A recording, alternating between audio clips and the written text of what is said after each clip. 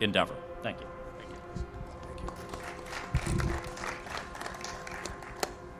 Well, thank you, Mr. President, for your leadership of this bold and historic initiative. The Department of Defense is very excited and committed to working closely with our partners at HHS, across the government, and in the private sector to accomplish the mission we have been given. Winning matters, and we will deliver, by the end of this year, a vaccine at scale to treat the American people and our partners abroad. You know, the Department of Defense has been in this fight since day one, going back to January. We've stayed ahead of the curve every step of the way, and today, on America's streets across the nation, over 60,000 service members from all branches of the service are still out there, whether it's doctors and nurses in hospitals, whether it's National Guard on the streets of America, or the Corps of Engineers continuing to build out capacity in America's hospitals. We are there and we will be there, Mr. President, and we look forward to this next greatest phase of this fight against the coronavirus. We are all in then, we are all in now, and we will be all in the future, and we will deliver on time, bringing to bear the full weight of the Department of Defense, all of our first-class, world-class researchers and scientists, our ability to manage logistics at scale, and our great distributional capabilities. We will deliver, we will win this fight, and Mr. President, thank you again for all that you've done. We will get the job done. Thank you. I know you will. I know you will. Any questions, please? Yeah, go ahead. Mr. President, you said no vaccine. Vaccine or no vaccine, we're back. What did you mean by that? We think we're going to have a vaccine in the pretty near future, and if we do, we're going to really be a big step ahead, and if we don't, we're going to be like so many other cases where you had a problem come in, it'll go away at some point, it'll go away. It may flare up and it may not flare up. We'll have to see what happens. But if it does flare up, we're going to put out the fire, and we'll put it out quickly and efficiently. We've learned a lot. Steve, do you have a question? We've heard that the vaccine typically would take 12 to 18 months to develop. How can you do it in a speedier fashion? What makes you think this will work? Well, they started actually, I guess you heard, in January, early January. And they've been working on it. I know so many, and private companies have been working on it. The government's been working on it. So we've got the time because we put and they've literally been working 24 hours a day. So we've got the time, and we hope to be able to do something by the end of the year or shortly thereafter. But again, you know, it's not solely vaccine-based. Other things have never had a vaccine, and they go away. So I don't want people to think that this is all dependent on vaccine, but a vaccine would be a tremendous thing. And I will tell you, therapeutically or therapeutics, what's going on there is equally as impressive. We have some things happening. You know, we have the Remdesivir from Gilead. We have other things that are very good. I think that a lot is happening therapeutically. I can't say that it's relatively speaking, equal to what's going on with vaccines, but I think it's doing very well, very well. So therapeutics are a big factor. Yeah, please. Is there a global competition to develop this vaccine? Like, if France develops it first, will they share it with us? Yeah, and we have that very well worked out. Whoever gets it is going to be very proud to give it and develop it. They've developed it, and we'll see what happens. We've got countries that are allies we have some countries, frankly, that aren't allies where we're working very closely together. So we're working together with many different countries. And again, we have no ego. We have no ego. Whoever gets it, we think it's great. We're going to work with them. They're going to work with us. Likewise, if we get it, we're going to be working with them. So it's very important. It's a very good question, actually. Yeah, please. Mr. President, what do you say to those business owners and other people who are really questioning the guidance that the CDC put out last night? There was a concern that it would be overly prescriptive. Now there's a concern it's not prescriptive enough. What are business owners to do? Well, I thought the guidance was very good. I've heard very good reviews on the guidance. And, you know, the media will never be satisfied. If we gave you more description, that would be no good. If we gave you less, that would be no good.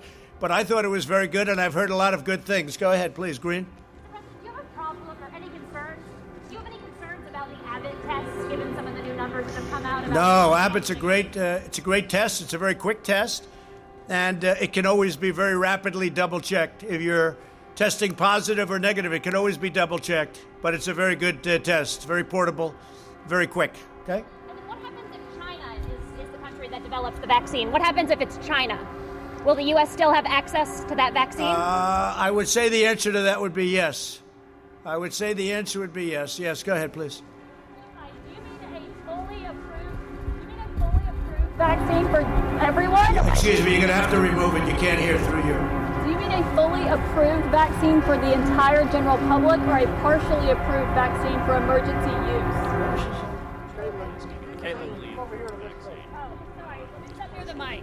Sorry, let me repeat that. Now I'm closer to the mic. Do you mean a fully approved vaccine for everyone, the full public, or a partially approved vaccine with emergency use? No, we're looking for a full vaccine for everyone that wants to get it. Not everybody's going to want to get it. But we're looking at a full vaccine. Is that a correct statement? Yeah, Will. Please. So the answer is yes. We're working for a fully approved vaccine, but we'll also use the tools we have, for instance, emergency use authorization as appropriate. We use all of our regulatory tools to bring vaccine available for the entire American population by January. Okay, and then Mr. President, could you just clarify, why are some of you wearing a mask and why are some of you not wearing a mask? We've all been tested. I've been tested. We've all been tested, and we're quite a distance away, and we're outdoors. So I gave them the option. They could wear it or not. So you can blame it on me, but I gave them the option. We could wear it or not. Yeah, please. Would a U.S. vaccine be available to the rest of the world at an affordable rate, at a low cost? The last thing anybody's looking for is profit in terms of what we're doing. Every company, they want to get it out. We've had that. We've had a great experience on Remdesivir. We've had a great experience on everything we've done. People are looking to come up with the answer. They're not looking in, typically they're saying, oh, how much am I going to make? How much? They really have been. There's been a great spirit on this. They want to get to the bottom of it, and I think we'll be able to do that. Mr. President, the Indian American community is appreciating your help in fighting the vaccine coronavirus. What is your message to those 4 million Indian Americans here?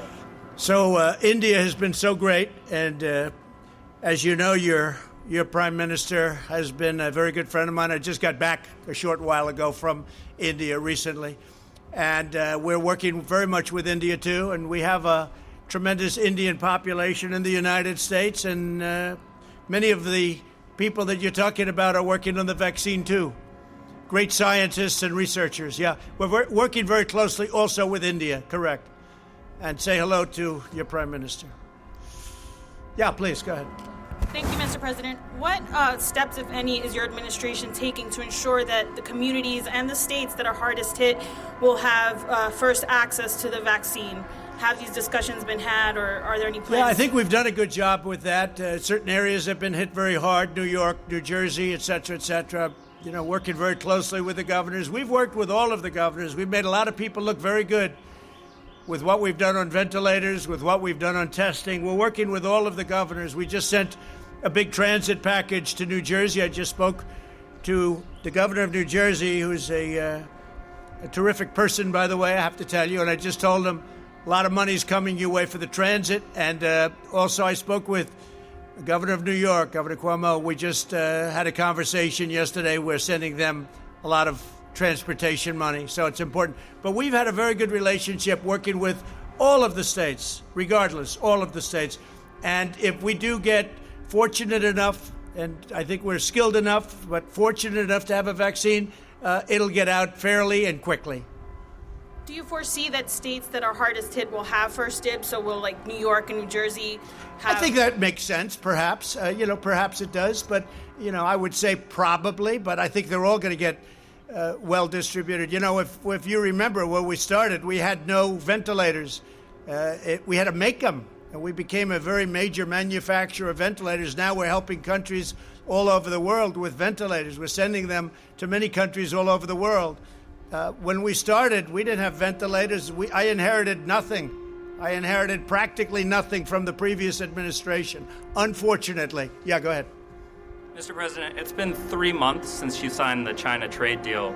Between what's happened with coronavirus and the lagging agricultural purchases, are you at any point considering reimposing additional tariffs on China or tearing up the deal in any other way? Well, I don't want to talk about it. I can say China is buying a lot of our product. But the trade deal, the ink was barely dry when this came in from China. So it's not like we're thrilled. Okay, go ahead. please. Mr. President, can I ask one more? Yeah. I'm wondering if you're standing by the nomination of Michael Pack to lead Voice of America after news that the D.C. Attorney General is... Well, I don't know what happened. I know that Voice of America is run in a terrible manner, terrible. They're not the Voice of America. They're the opposite of the Voice of America. And we have a man who is very good. I don't know, he's in the nominating process, but I'll have to check that out. Yeah, please. Thank you, Mr. President. If public confidence is the main thing of getting people back to work and back to schools and so on, is this even possible without a vaccine? How would it be possible without a vaccine? Public confidence. Well, I think a very big factor, frankly, is that very few people are, we read about all of the very sad, very tragic. I've lost friends. Many of us have lost friends. We read about that and we see that, and that's what the news covers. But that's a very small percentage. It's a very, very small percentage. I say it all the time. It's a tiny percentage. The vast majority, many people don't even know they have it. They have it, or they have sniffles, or they have a very minor sign, and they recover. Not only recover, they probably have immunity, whether it's short-term, long-term, but they have probably immunity. And I think people have to understand that. That's why I think the schools should be back in the fall. I think that lots of things should happen. I don't think that you should have 70-year-old teachers back yet. They should wait till everything is gone. I don't think you should have a professor that's 65 and has diabetes or has a bad heart back necessarily, or somebody that's older than that. But we want to see our schools back. We want to see our country start to work again. We created the greatest economy in the history of the world, and we're going to do it again. And you're going to see that next year, and it's going to start. You'll start to see it in the fourth quarter, maybe even before that. Yeah. Are you at all concerned about children or teachers who are in the school bringing it home to their families, to their spouses? I'm concerned about everything, and I'm also concerned about our country. Our country has to get back. And, what you're talking is when you are doing what we did with the shutdown, that causes death also. It causes massive depression. It causes drugs. It causes suicide. It causes a lot of problems also. No, our country has to get back to work again. And you see that just looking and reading everything that's happening. Our people want to get back. They want to get back. Sir, do you have a plan to prevent the spread if you reopen We the do. schools? We do. We have a great plan to prevent the spread, but that doesn't mean we're going to close our country for 5 years, okay? Not going to happen. In the schools, Go you ahead. have a plan? The current death toll is about 86,000. At current, it's about 86,000, yes. Do you think that's accurate, or do you think it's higher than that? I don't, or lower than that. I don't know. Those are the numbers that are being reported. I assume they're correct. Unlike other countries, you have some countries, obviously, you have some that are very obviously ridiculous, but our numbers are accurate numbers. We don't do anything with the numbers one way or the other. Whatever it is, that's what we do. We take the numbers as reported. Do you have any indication that they could be lower than that? Oh, I don't know. If they were, I'd be very happy if they were lower. I'd like to see numbers lower. I'd like to see no death at all. One death is too many. This should have never happened. This came from China. It should have been stopped in China before it got out to the world. We have 186. It's been updated this morning. 186 countries are affected. And each country that's affected is the same thing. Russia now is badly affected. France is badly affected. You look at what each country, and you can say affected or you can say infected. Either way you want to put it. But you look at these countries, look at Italy, and you look at Spain, and you look at all of these great countries in many cases, how they've had to fight through this. It's a terrible thing that happened. It could have been stopped at the source. It should have been stopped right at the source, but it wasn't. Thank you all very much. We appreciate it. Thank you. Thank you.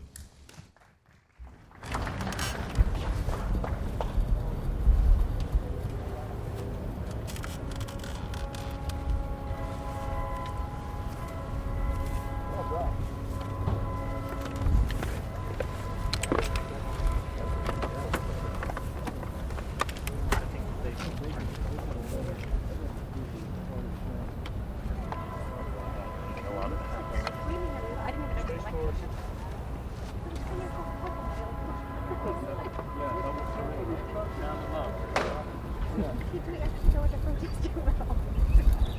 going to sign us a form to figure it out.